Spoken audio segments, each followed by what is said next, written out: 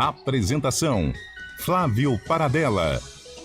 São 10h39, a gente segue aqui com o CBN Campinas e volta a falar sobre um assunto que causou um alvoroço, no mercado de ações aqui do país. A BTG já classificou esse rombo de 20 bilhões nas Americanas como a maior fraude corporativa do país. Isso vai tendo outras e muitas ramificações, não só no mercado de ações, não só no mercado corporativo, mas também para o próprio consumidor. Por exemplo, o Procon já recomenda aos clientes a fazer compras em lojas físicas das Americanas. A notícia de um rombo de 20 bilhões de reais no balanço do Grupo Americanas pegou de surpresa tanto o mercado financeiro quanto os clientes da tradicional rede de lojas, que tem unidades em Campinas e região. Operando nas unidades físicas e também no comércio eletrônico, a loja atende a milhões de clientes com a venda de produtos à vista e a prazo. O Procon de São Paulo notificou a empresa questionando sobre os impactos para os consumidores. O chefe de gabinete do órgão estadual, Guilherme Farid, orienta aos consumidores que neste momento, antes da resposta do grupo, deem preferência para as compras nas lojas físicas. Aquelas compras que podem ser realizadas à vista, não há nenhum problema, o cliente vai sair da loja com a mercadoria. Nas compras parceladas também não se vislumbra muito problema no primeiro momento, é porque a empresa vai precisar receber capitais. A preocupação seria com as compras online e que demandariam tempo de entrega pela empresa. É um momento de cautela do consumidor em fazer compras que ainda dependam receber no futuro.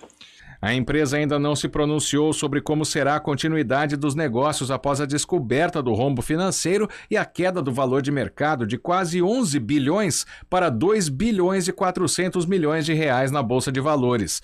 Mas o chefe do Procon São Paulo explica que o consumidor deve continuar honrando os pagamentos parcelados já em andamento, pois as sanções ao cliente não mudam. A empresa está com problema do balcão para dentro por hora. Então, do balcão para fora, as relações devem se manter estáveis. O princípio no qual se funda a relação de consumo é a boa-fé. Aqueles consumidores que têm os seus crediários pendentes, que têm as suas dívidas pendentes, têm o dever, inclusive legal, de honrar com esses compromissos. Esta situação não é motivo para se deixar de honrar com os compromissos que foram assumidos com a empresa. O Grupo Americanas tem até esta terça-feira, dia 17, para responder aos questionamentos do Procon São Paulo. De Campinas, Marco Guarizo.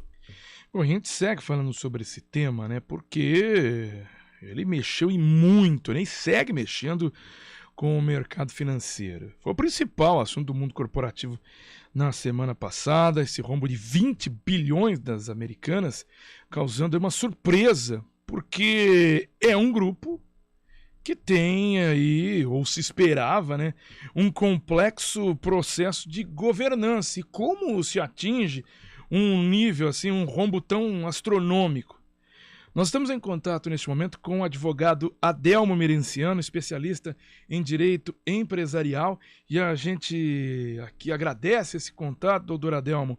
E é uma situação que causa não só uma estranheza, um grande espanto, para todo mundo que trabalha com informação, ou mesmo que trabalha com nesse assunto empresarial, não é, doutor Adelmo? Bom dia, Fábio, bom dia a todos. Sem dúvida, isso trouxe uma surpresa enorme no mercado e de fato é o assunto da semana, porque esta, além de ser uma empresa muito conhecida e muito negociada na Bolsa, também é controlada por um grupo de empresários muito conhecidos e muito reconhecidos pela qualidade dos seus negócios. Então é uma empresa com um controle historicamente desse grupo de maneira bastante rígida e muito bem sucedida. Essa talvez seja a maior surpresa, maior do que a questão dos números, é o fato de que o grupo controlador também deve estar surpreendido com o que aconteceu na companhia.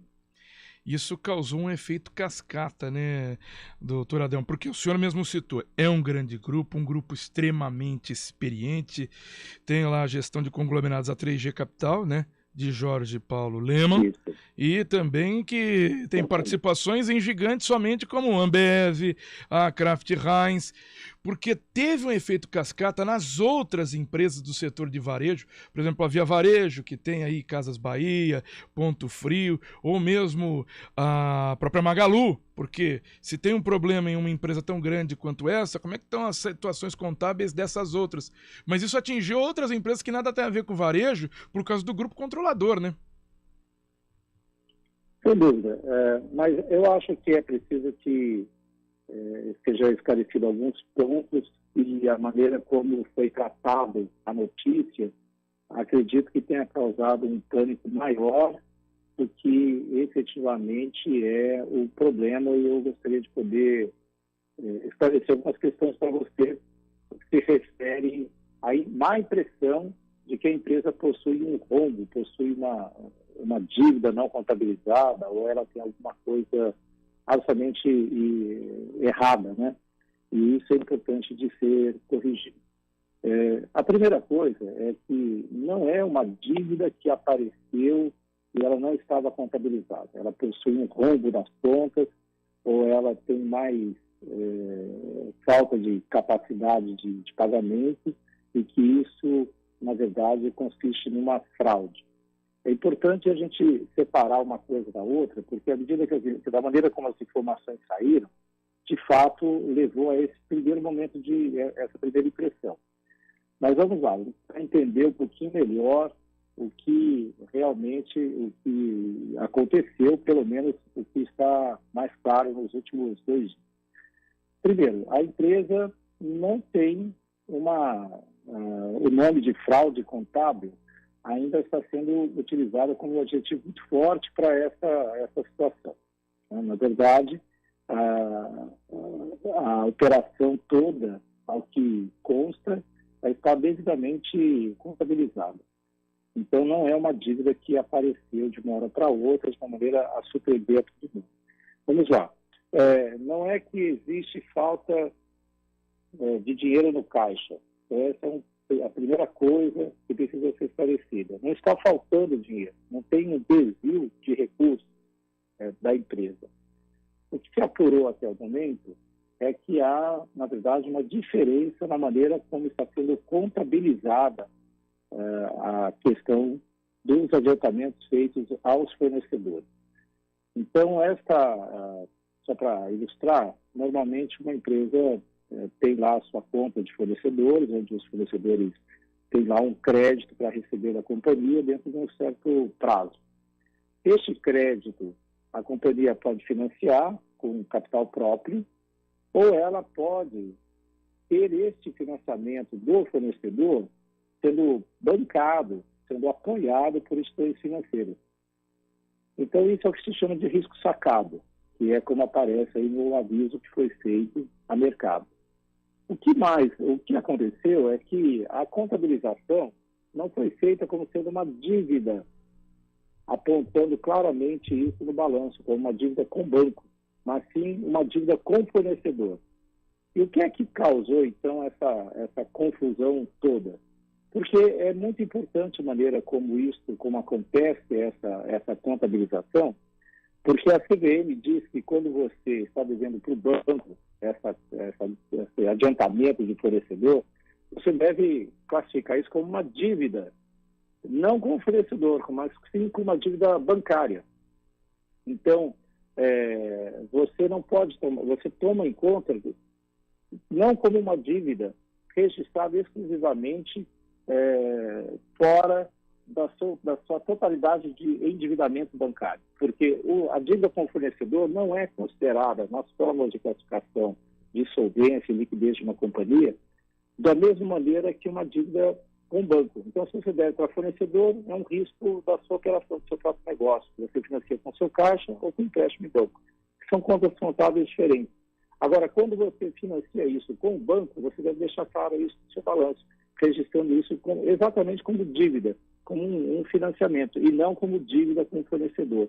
Essa diferença de contabilidade, de maneira de contabilizar, ela não modifica o caixa da empresa. Então, da maneira como as notícias saíram, criou essa impressão de que havia um rombo, que tinha uma falta de recursos dentro da companhia. E não é verdade. O que existe, na verdade, é um problema na maneira como estão as demonstrações financeiras da companhia, a maneira como a empresa reportou isso ao mercado. Ou seja, ela possui mais dívidas com bancos do que estava aparecendo nos balanços. Essa é a grande diferença. Mas não há, de fato, até onde se pode ter informações até o momento, esses 20 bilhões não são 20 bilhões a mais de dívida que ninguém sabia, que estavam fora do balanço patrimonial. Não é verdade. Não tem lá uma dívida desconhecida, que ninguém sabia. Isso não acontece. O que aconteceu é o registro da dívida como sendo dívida para fornecedor, ao invés de registrar como empréstimo e financiamento. Agora, o que isso muda? Isso não é que muda a vida da operação da empresa em si, mas muda a maneira como a empresa se financia no mercado. Porque a maneira como os bancos avaliam para conceder empréstimos são normalmente critérios de relação, a relação entre dívida e o EBITDA da empresa, ou seja, quanto tempo a empresa demora para quitar uma dívida, às vezes também com relação ao resultado financeiro, ou seja, quanto dinheiro ela tem no caixa para pagar o juros da dívida, ou em relação ao patrimônio líquido, quanto de dinheiro da empresa veio do acionista e quanto veio dos credores, que é a relação dívida-patrimônio líquido. O que está, então, surpreendendo a todos o que é que modifica? Modifica que quando um banco vai emprestar dinheiro para uma certa companhia, ele vai tomar em conta exatamente essa relação entre a dívida e o que ela está gerando mesmo de EBITDA, ou seja, de resultado antes do imposto de renda. Então, o que está acontecendo é que os bancos colocam normalmente condições para fazer empréstimo. E diz assim, eu empresto para você, mas você não pode se endividar X vezes mais do que o seu EBITDA. Normalmente é isso, é X vezes mais que o seu patrimônio, mas normalmente X vezes em relação ao seu EBITDA. E acontece que quando você coloca esse endividamento como dívida de fornecedor, isso não entra na conta e permite a você tomar mais dívida do que você estaria tomando se estivesse registrando de outra maneira. E o que aconteceu, então? Na verdade, os bancos reclamaram imediatamente, porque existem cláusulas que limitam a quantidade de dívida que a empresa poderia ter tomado. E no momento que você reclassifica essas contas, você faz com que a empresa agora, neste momento, apareça com mais dívida que permite o contrato, o que leva ao vencimento antecipado das dívidas e permite aos bancos imediatamente cobrarem a dívida. Então, em certa medida, a empresa entra numa situação de default no contrato. Ela começa numa situação na qual os bancos podem parar de fornecer capital, interromper a sua linha de crédito e exigir toda a dívida que está vencida de uma só vez. E foi exatamente o que o banco BTG fez nesses últimos dias. Entrou com um pedido contra o pedido antecipado de tutela, numa recuperação judicial que a Americanas propôs, dizendo que isso era uma fraude e que, portanto, ele queria cobrar a dívida antecipada. Então, é nesse imbróglio que aconteceu esses fatos agora, neste final de semana. Então, na verdade, não foi descoberta um rombo que falta, na verdade, aparece um desvio de recursos dentro da companhia. O que se verifica, na verdade, é que essas demonstrações financeiras da empresa estão com essa classificação considerada, à primeira vista, como equivocada, e isso levaria a um vencimento acelerado da dívida que possui com os bancos e que financia a conta de fornecedores. É este que está sendo o grande problema. Então, a maneira como está sendo percebido pelo o tal do rombo, na verdade, é diferente de outras situações, onde normalmente as empresas de fato não têm o dinheiro, né, devem mais do que deveriam e coisas nesse sentido. Não sei se isso permite, às vezes, acredito que isso muda um pouco essa percepção do que é que está acontecendo aí com a loja americana. Muda bastante, porque a gente não tem uma dívida assim que não se sabia de onde vinha. Então, realmente era uma dívida com o fornecedor, mas tinha que ser colocado para a instituição bancária. Isso gera agora toda essa situação com quem dá, né, o crédito, quem gera esse empréstimo, entre aspas. Falando bem a grosso modo, né, doutor Adelmo, o que o senhor acredita que vai acontecer num caso como esse? Porque é uma empresa que, vamos lá, tudo bem, eu imagino que por ter uma governança, por ter auditoria interna e externa, conselho, esse tipo de situação não poderia ter acontecido, né?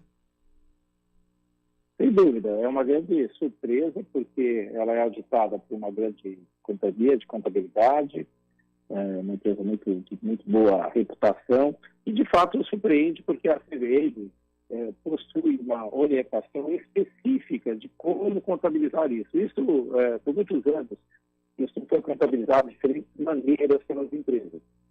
E, em virtude disso, em 2017, a CVM decidiu normatizar ou orientar qual seria a melhor maneira de dar transparência a esse tipo de circunstância no balanço. E ela, em 2017, soltou um ofício circular, o ofício 1 de 2017, e ele orientou, então, essa forma de contabilização.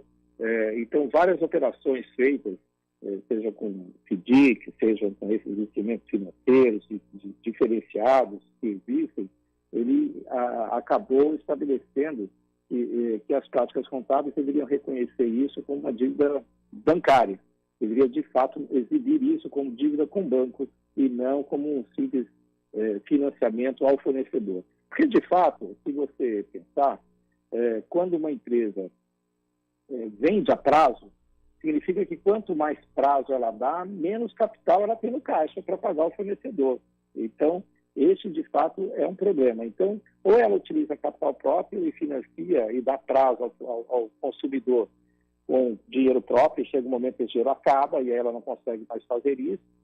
Então, ela tem que apertar alguém, o dinheiro tem que vir de alguém. Então, normalmente, o dinheiro começa vindo à medida que ele também empurra o prazo de pagamento do fornecedor. Então, ele compra para pagar em 6 meses, pagar em 30 dias, pagar em 60 dias, conforme o negócio, e nesse intervalo ele tem um capital de giro. E esse capital de giro é que permite a ele financiar o consumidor em várias parcelas, 3 parcelas, 5 parcelas, se não chega um momento que ele não consegue mais pagar as suas contas. Então, ele acaba empurrando o prazo do fornecedor.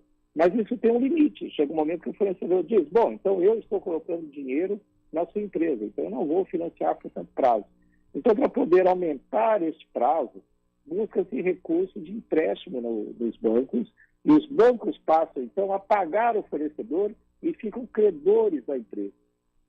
Então, é essa relação entre quanto você deve para o fornecedor e para que financie, para financiar o consumidor, é que interessa ao banco, para entender se essa conta fecha, se o prazo que você está dando e a capacidade e o lucro que você está tendo é suficiente para você pagar quem está financiando essa operação toda, que no final do dia é o banco, financiando o fornecedor e, por sua vez, está financiando o consumidor. Então, na verdade, não tem venda a prazo, tem juros.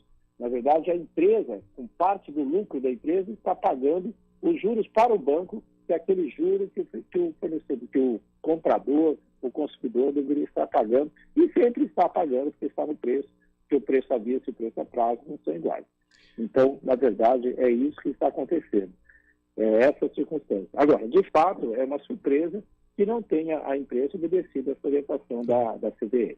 Doutora Adelmo Emerenciano, advogado especialista em direito empresarial. Queria agradecer a participação do senhor aqui no CBN Campinas, trazendo esses esclarecimentos aí acerca, que a gente vai continuar acompanhando, né, toda essa situação envolvendo a situação aí da Americanas. Tem um outro fato, Fábio, que é importante, que a investigação que começou foi também por conta de informações privilegiadas, porque vários acionistas venderam as ações antes de sair essa notícia, dando a entender que alguém sabia desse problema. Então, essa é uma segunda linha de investigação, que a CVM também já deu 3 processos, 3 apurações, para descobrir se houve vazamento dessas informações, dessa situação, antes que ela fosse ofertada, antes que ela fosse informada a todo o mercado. Então, essa tem uma outra questão que vale a pena acompanhar, mas me parece que nenhuma dessas vai refletir para o consumidor. Não me parece que o consumidor vai deixar de receber os seus produtos, não. Me parece que, na verdade, haverá aí uma disputa, uma recuperação judicial, talvez, ou uma capitalização por parte dos acionistas, colocando dinheiro para poder manter a empresa, que até o momento, até antes dessa notícia, era uma empresa muito boa em termos de investimento e retorno. Exatamente. Muito obrigado, doutora Adelmo Emerenciano. Muito obrigado. É um prazer falar com você. Todo dia. Obrigado. Tenha um bom dia, são 10 horas e 58 minutos.